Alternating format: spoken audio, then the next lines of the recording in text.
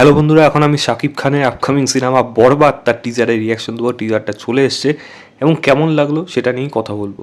কেন আমি থাম্বনেলের মধ্যে লিখলাম এটা অ্যানিমেল পার্ক এত তাড়াতাড়ি চলে আসলো, তার কারণ হলো ডিরেক্টর নিয়ে আগের থেকে স্বীকার করে নিয়েছিল যে সে হেভিলি ইন্সপায়ার এবং বিশেষ করে অ্যানিমেল, ইভেন অ্যানিমেল কেন, আরও ভারতের অন্যান্য অনেক সিনেমার থেকে ইন্সপিরেশন তার কাজের মধ্যে আজ থাকবে এবং যার ঝলক এখানে দেখতে পেলাম।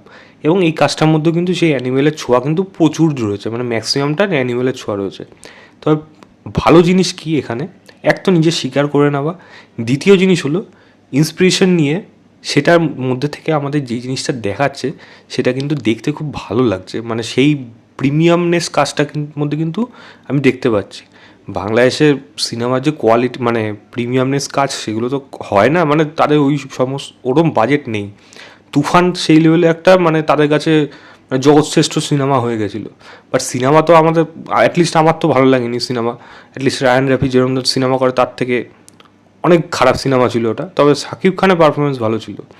এই সিনেমাটার মধ্যে কিন্তু শাকিব খানের পারফরমেন্স যেরকম ভালো লাগছে, সিমিলারলি এর প্রিমিয়ামনেস কিন্তু কাজটার প্রতি অ্যাট্রাক্ট করছে বেশি।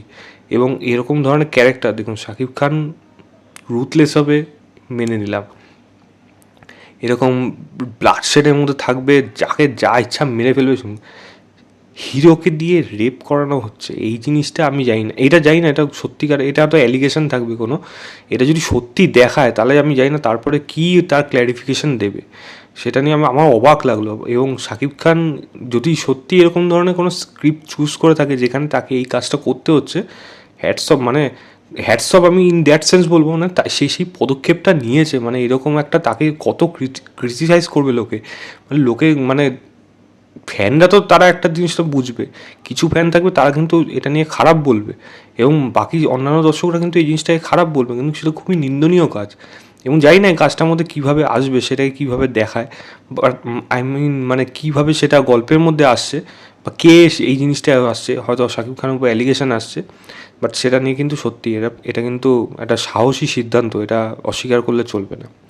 বাকি যদি সাপোর্টিং কাজ বলি, তার বাবার চরিত্রে খুব সম্ভবত মিশা সওদাগর রয়েছে, যে এরকম শাকিব খানকে হয়তো এরকম আর দেখতেই খুব পছন্দ করে, কিন্তু শাকিব খানের মা সেটা পছন্দ করে না।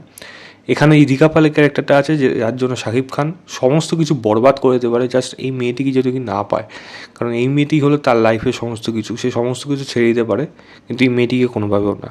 এবং যিশু সেনগুপ্তর ক্যারেক্টারটা কয়েক সেকেন্ডের জন্য রয়েছে, খুব সম্ভবত সে যেরকমভাবে যা জিনিস করলো সেও হয়তো কাউকে ধর্ষণই করেছে, এবং সেটা জাস্ট ওই উদ্দেশ্যে দেখে মনে হলো, বাট সেটা নাও হতে পারে। বাট যেটা বোঝা যায়, সেই যেইটুকু সেখান থেকে তাই বোঝা যাচ্ছে, এবং সেই জায়গায় যিশু সেনকে ওইটুকু সেকেন্ডের মধ্যে যে প্যান্টের চেনটা আটকে সিটিটা মারছে, সেটাও অ্যানিমেলের থেকে অনেক নেওয়া। যাই হোক, সেটা পরে কথা, বাট দেখতে শুনতে সেগুলো কিন্তু ভাল লাগছে, মানে একটা স্টাইলিশ ব্যাপার রয়েছে, একটা কি ক্যাশ ব্যাপার রয়েছে, এবং বাংলাদেশে কন্টেন্ট অনুযায়ী সেটা একটা হার্ডক্যাশ কিন্তু সিনেমার টিজারের এই সিনেমাটা হয়েছে অ্যাটলিস্ট।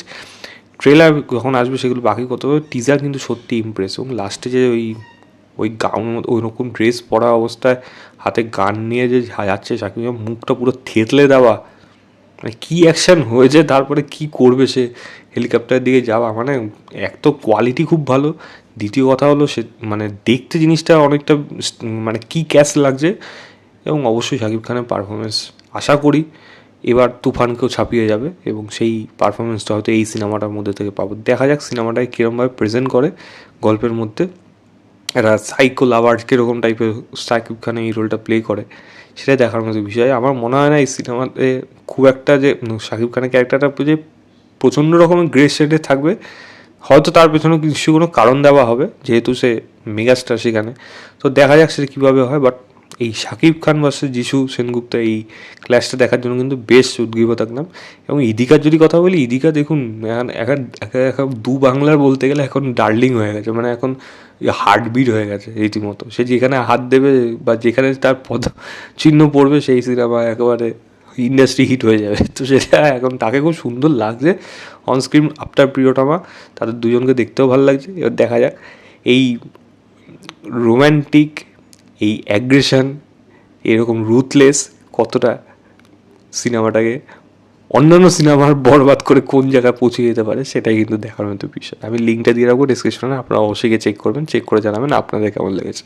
আমার কিন্তু বেশ ভালো লেগেছে। তো এই ছিল আমার overall reaction of Borbaad teaser. ভিডিওটা ভালো লাগে লাইক শেয়ার, চ্যানেলটাকে অবশ্যই সাবস্ক্রাইব করে দেবেন। বাই।